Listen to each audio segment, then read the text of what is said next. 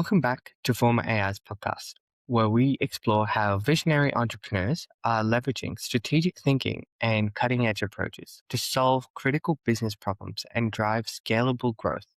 Today, we have a truly unique guest who brings a fascinating blend of military discipline and digital marketing prowess. Joining us is Chris Latam, founder of Fire for Effect Marketing. Chris, welcome to the show. Thanks for having me. Great to be here. Chris, your company name, Fire for Effect, immediately grabs attention. You told me it's a military term from your time as a forward observer in artillery. Can you explain what Fire for Effect means in the military context? And then tell us how you've translated that precise strategic thinking into the world of digital marketing. Perfect. Yeah, it actually fits really well together. I was a forward observer in the military. I was in the first Gulf War. And basically, when you're adjusting artillery, it's one round at a time. So they'll shoot around to whatever coordinates you gave them, and then you're adjusting that. So what we try to do is we try to bracket the target. That means one behind, one in front, or one to the left, one to the right of the target online. That means you bracketed that target. And then we're going to fire all guns at. They're going to do 3 rounds from 6 guns. So 18 shells are going to land in that area. Each shell is about 50 meters. So it's going to completely destroy that area. But if I don't bracket that target first, good chance we're not going to hit anything. It'll explode all around them and we don't destroy the target. So what we've done is we've translate that into marketing terms. In marketing terms, I'm sure everybody's heard of A/B testing, where you're testing out different taglines, different photos, different pictures. We essentially do that, but we do it a little bit of high end with video. And we work really hard with all the meta tags to make sure that that video has good SEO and it's going to be transmitted on a large scale. And that makes a big difference. So basically, we're able through those things to finally define the target base. And once we've defined that, we've got messages that we can pump out there that are guaranteed to generate more business for that company. Amazing, Chris. That is a very powerful analogy. It really speaks to delivering big agency results at small business budgets, which is the core promise for Fire for Effect marketing. You're not just throwing darts, like you said, you're orchestrating a position strat. What was the driving force behind you starting Fire for Effect marketing? And how did your military background shape that entrepreneurial leap? Well, I think that basically I've always wanted to be out on my own. I've worked for decades for large corporations and small companies, startups, you name it. And I learned a lot from them, but I also found a lot of problems and ways I would have done things differently if I was running it. Well, I got my chance during COVID. I got laid off and I got really bored. I was watching Tiger King like everybody else, and that was about 3 weeks. So at that point, I decided, what else can I do? And I've been doing digital marketing ad hoc for several companies before. And I said, well, I can build up a website. I can start doing a little bit of digital marketing, do some social media. And that's what I did. I spent the weekend, I built a website. And on Monday, I started calling everybody I had in my books to see if they're ready to do some business. And that's how we started. Amazing, Chris.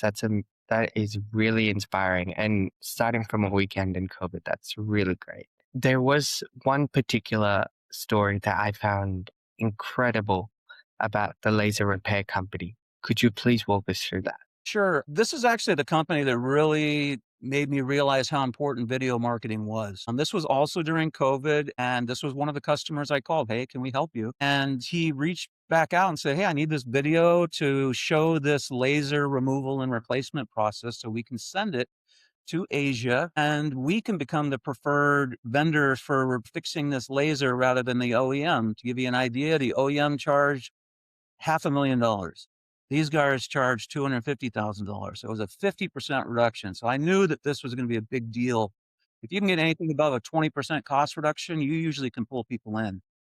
So I called around to see if I could find some local. They're in outside of San Diego. I was in Reno, Nevada at the time. I couldn't find anybody that could meet their budget. So I said, hey, I have been doing videography. I've been doing underwater videography, photography, amateur for years and years. I'll do it if you want. And so they took a chance on us, and I went down there, documented this thing very well. Then I put together a LinkedIn campaign and targeted all the movers and shakers at the fabs in Asia.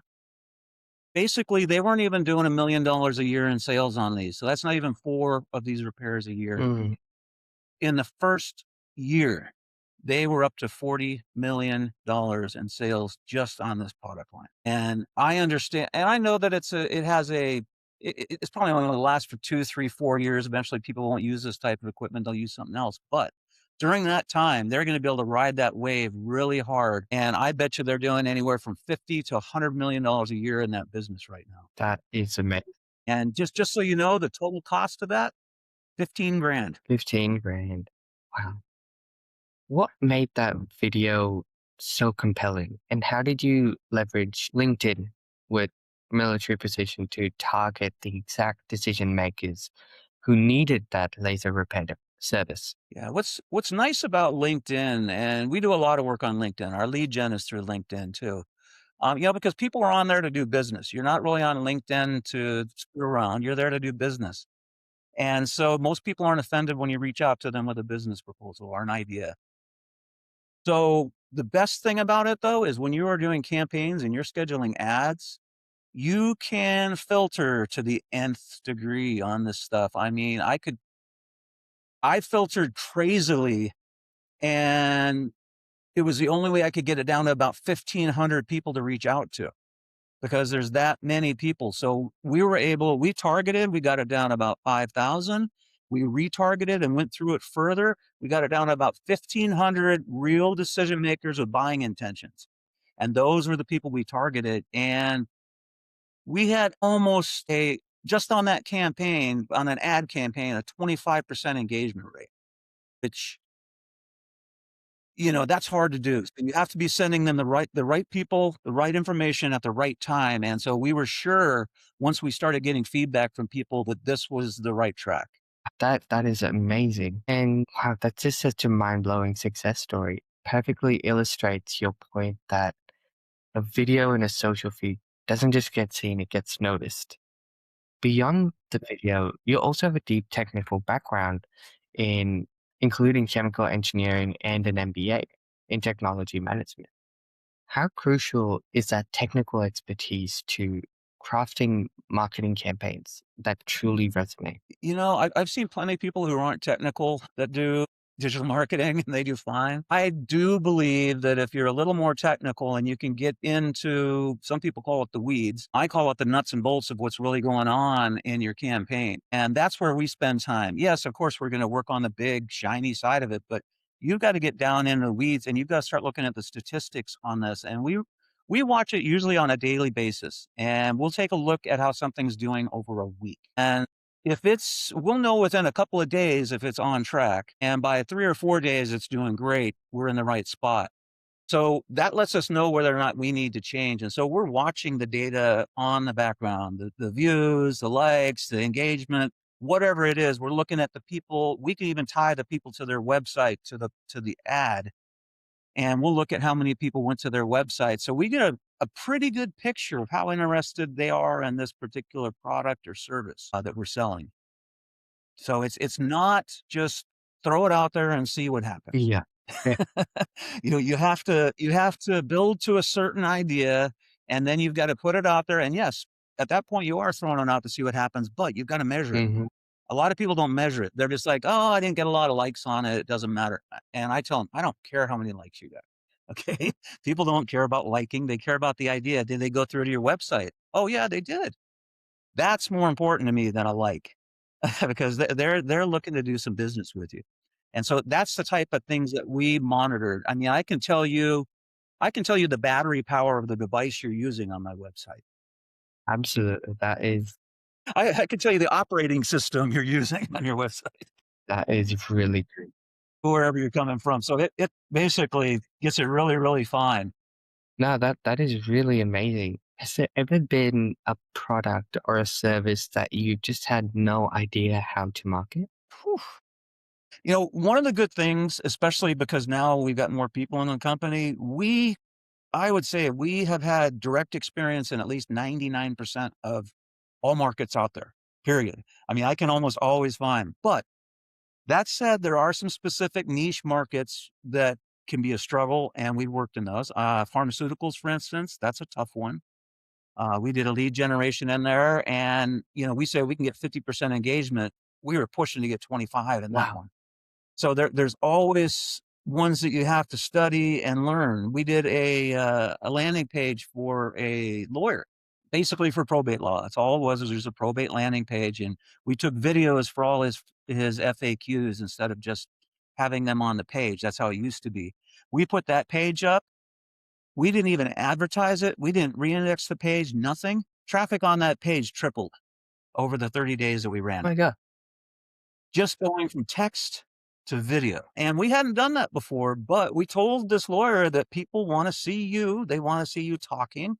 They want to hear you saying these things. That's why they call you. So this is a way to have them go through a lot of those things before they get on the phone with you. And yeah, so both of those were hard, different ones we'd never done before, but we did them and people were happy. Even on the pharmaceutical, he was happy at the end. The lawyer, he was happy at the end. They were tough at the beginning, though, that's for sure.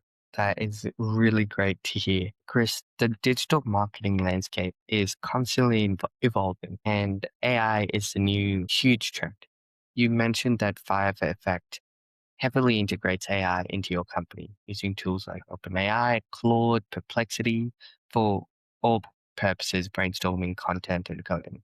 How are you leveraging these AI tools to enhance efficiency and produce content faster for your clients while also maintaining that human creativity and strategic oversight that's so crucial for authentic storytelling? We like to use AI where it makes Mm, sense. And it's not doesn't mean it's used in every step of the way. We use typically OpenAI, Claude, and Perplexity are the 3 big names that we're using. That said, probably every piece of software that we're using has an AI agent built into it as well, whether it's a video generator, whatever it is. So what we have done over the last few years is we've got certain people really like Claude, certain people really like Perplexity, certain people really, really like OpenAI. And we've been forcing everybody to learn each other's stuff along the way. They're not allowed to just stick with one. They have to learn all 3 by the end of the year. And so from that, we're figuring out new ways of integrating this in. Of course, you can have it generate images for you. And the only way it's going to create good images if you're getting a good yeah, prompts, of course. And so we do it for thumbnails a lot. If I want a thumbnail for a video, I'll have them put together some shiny graphic to put on the outside of it if I don't have a good one in the video. So that's one way that we use it. We use it for generating text for websites, for social media. We use it for coding some of our API systems. We use it to integrate with our website and LinkedIn. So it ties those 2 together. And we're just scratching the surface. Like I said, we've been playing with it for a couple of years and just used it kind of as a side tool. Over this next year, everybody is going to get familiar with everybody's usage of AI and figure out how to use it in their part of the pie. Because I went through and did all 3 of them and realized, hey, this can be used all over the place. Claude isn't just this, it's also this and this.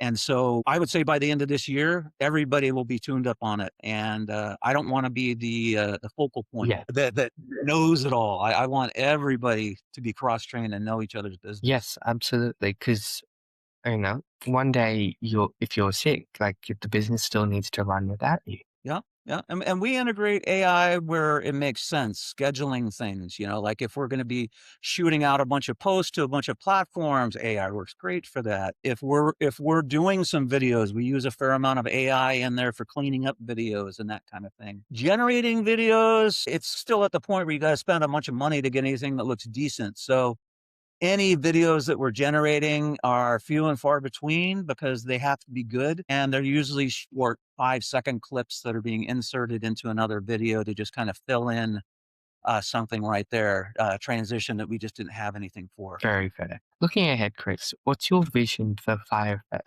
for Effect marketing over the next 3 to Well, I can tell you what it looks like for 3 years for sure. That's about as far as we've been able to agreeably plan because out 5 just gets crazy. Basically, within the next 3 years, I'll talk basically financials first. We want to see basically a 20 to 30% increase year over year, which I think is, we basically have been doing 50. So I think that if we can maintain 20 to 30, that's going to be great. And it's not going to be too much growth. By year two, by our second or third year out, we want to go through another hiring phase, because we've planned it out to that point. We can get through about 3 years growing the business without hiring. That may change. It may be there's something out there that causes work to go so much faster for somebody that we don't have to, or vice versa. They suddenly, their part of the pie becomes the worst and the hardest, you know? So there's a lot of uncertainty because we don't know how all the AI is going to shake out. Everybody is just getting into it, and I'm waiting to see how it shakes out. And I think over the next 1 to 2 years, we're going to see who drops out and who stays in the game and really cleans up their offering so that it does what we want it to do. Because I don't think anybody's there yet. I get updates on these probably twice a week. So they're constantly working to improve it, which I like. Absolutely, yes. And that's amazing. Do you have any goals for the next 6 to 12 months for both your personal life and via Fairfax marketing? Yeah, basically, we laid out the goals for this year. We've set out a new goal. We were getting about 2 to 3 customers a month, new customers. And so the new goal is 5 a month. January, we had 4. This month, we already have 3. So I think we'll probably hit 5 by the end of the month, or maybe even 6. So we're focusing on getting more customers and continuing to service them to the same level. Because before we kept it slow because we wanted to make sure we could service them. Now I believe we can take on more business on the order of 20 to 30% more, and we'll still be able to maintain that business without new heads. Mm, yeah, yeah, that is amazing. Those are still like amazing numbers. Chris, what's something that we need to talk about, but we haven't talked about yet? There's so much, but it's hard to just think what I can say briefly. Basically, the way we look at this stuff, and the way we differentiate ourselves is through the video marketing. And yes, we use a lot of fillers and stuff online. We've got access to all that stuff too, and we can make those for you. But we also will show up on site, lights, camera, action, and shoot your corporate video or your how-to video or whatever video you want to do. But then we don't just give you this video. We help you promote it, and we help you put it out there where it's going to be recognized. And we do video retainers for people where we'll come in, we'll do a corporate video. We'll take an entire day's worth of video, maybe 2 days, depending on how long it is. And then we'll feed it back to them in reels and videos and social posts, all kinds of blasts throughout the year. So it's an interesting business because it's not a one and done type of thing with most of our customers. That's amazing, Chris. Thank you so much for sharing your invaluable insights. It's been incredibly enlightening to learn from you. I can't wait to see the heights that Five Effect Marketing reaches next year. And I'd love to catch up sometime in the future and discuss more. Fantastic. Thanks for your time. I appreciate it speaking with you, sir. So, what did you think? Sounds good. I like any way to get our name out there. Yes, absolutely. This will be one of the ways, hopefully. Yeah. It will probably take around a month for us to get to editing this, and then yeah, we'll send it to you, have a look, and then we'll publish it on Spotify and YouTube, and a few shorts that we'll make, and we'll put that on LinkedIn as well. Yeah, yeah. Perfect. But it was a pleasure speaking to you, Chris. I've learned so much already, and getting 3 to 5 clients a month is amazing. Like I struggle with that sometimes. It's hard. It's hard, but I figured if we just keep putzing along at 2 to 3, we're never gonna get anything. So it's making people work harder. I'm working harder too. So hey, that's just what it is. I told them just work 20 to 30% Yep, harder. That's all. that's it. Just 20%. That's it. I try to follow, I don't know if you've read Atomic Habits, but I try to be 1% better every day. Yeah. Yep. Yeah. You don't have to do it all at once. You just got to do a little bit and it adds up. Yes, absolutely. Well, Chris, Yeah, I just have I one agree. question before we head off. Do you know actually, two questions. Do you know any other business owners who'd be interested in sharing their story and jumping on a podcast with me? Yeah, let me reach out to this friend of mine. He's a developer, builder, AI designer. He knows this stuff way better than I do. And, why don't I see if he's open to that, and if he is, I'll send you his No contact problem. info. Sounds good. And if forever you ever need like any AI development, AI automations, I know you have everything in house, but if you feel like it's getting a bit out of hand, feel free to reach out anytime. Yeah, no, I always like having people in the back pocket. You never know what's gonna happen in the future. Absolutely. Now, we're friends. I'm in your back pocket. All right. Excellent. Thank you so much, Chris. All right, well, thank you very See ya. much. Bye. Bye for now.